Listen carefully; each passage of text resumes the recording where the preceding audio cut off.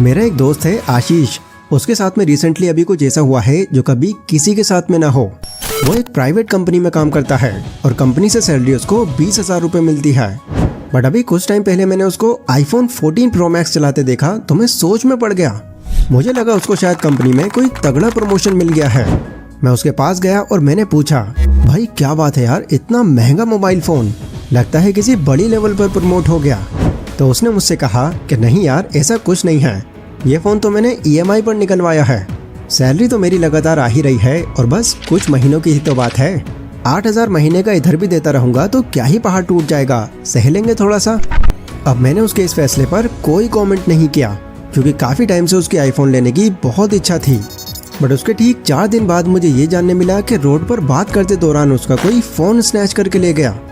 जब मैं उसके पास गया तो वो बहुत डिप्रेशन में था क्योंकि एक तो उसका फ़ोन गया और ऊपर से कई महीनों तक उसे 8,000 रुपये की EMI भी भरते रहनी पड़ेगी।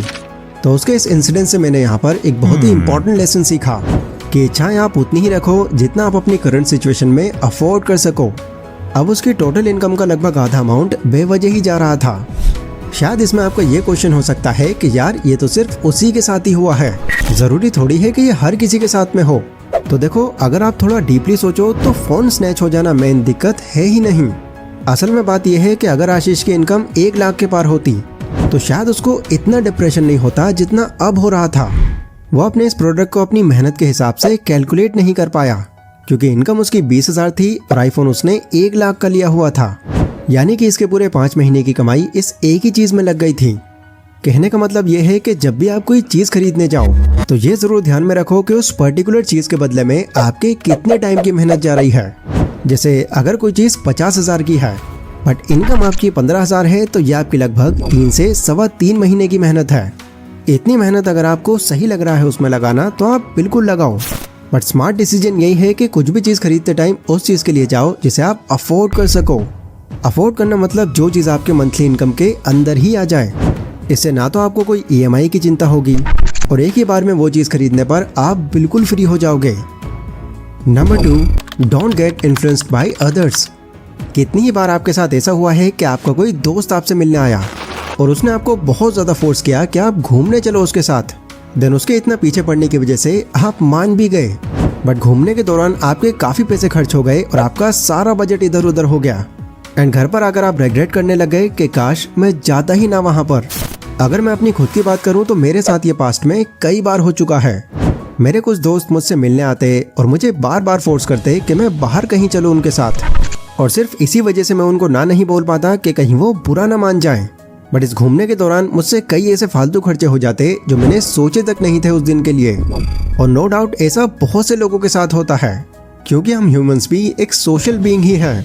हम मैक्सिमम केसेस में प्रैक्टिकल होकर नहीं, इमोशनल होकर सोचते हैं। हमें सोच में हर किसी की बात पर एग्री कर जाते हैं कि हमारे मना कर देने से वो कहीं बुरा ना मान जाए और हमारा रिलेशन बना रहे उसके साथ।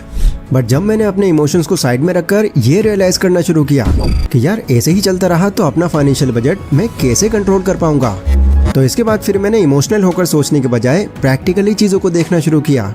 एंड अब जब भी मेरा कोई दोस्त मुझसे मिलने आता और कहीं बाहर ले जाने बोलता तो या तो मैं कोई बहाना मार देता या कुछ काम कर रहा हूँ बोलकर साफ मना कर देता।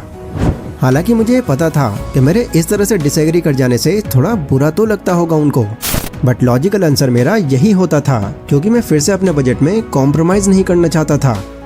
लेकिन देखो, ऐसा नहीं है कि अपने दोस्तों के साथ में मैंने घूमना फिरना ही बंद कर दिया। मैं बस बजट के हिसाब से घूमना फिरना एक लिमिट में रखने लगा और तब से लेकर अब तक मैं बहुत सारे ऐसे खर्चों से बच गया जो उस दौरान हो सकते थे।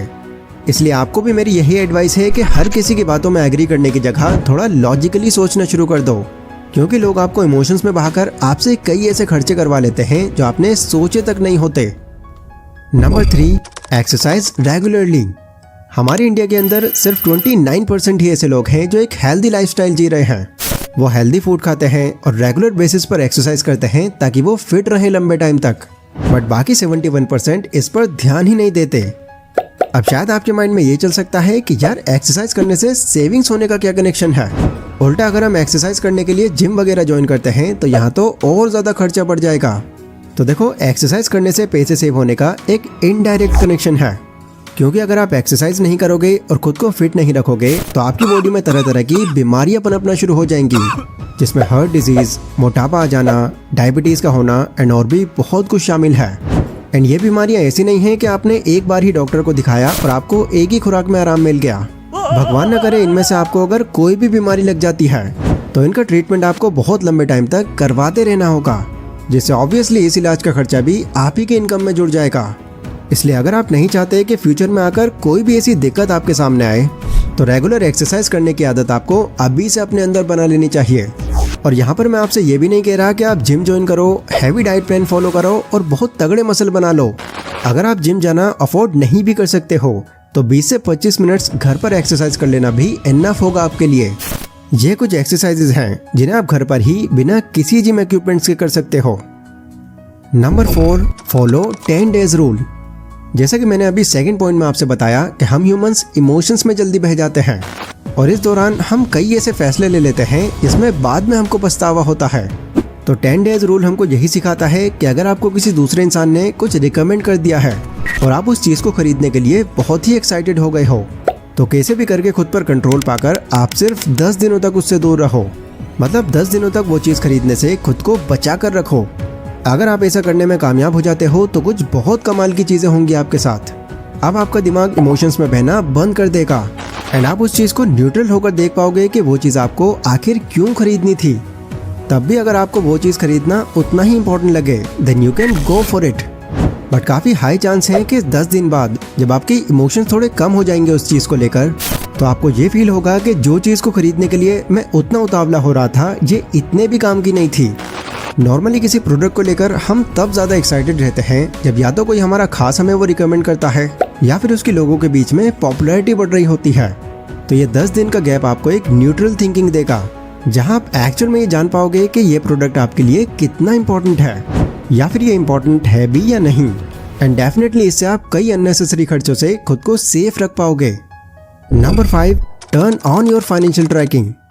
अब देखो एक बड़ी गलती हम क्या करते हैं, हमारी कमाई में से जितना भी खर्चा होता है उसका सारा का सारा हिसाब हमारे माइंड के अंदर ही होता है।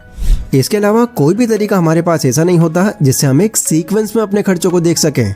पर यही एक मेन वजह होती है कि हमारे डेली खर्चों पर हमारा कंट्रोल नहीं रह पाता, क्योंकि हमारे पास रिकॉर्ड ही नहीं होता कि पिछले दिनों हमने अपनी इनकम को कहाँ कहाँ पर खर्च किया है और कौन कौन सी ऐसी चीज़ें थी जहाँ पर हमारा अननेसेसरी पैसा खर्च हो गया।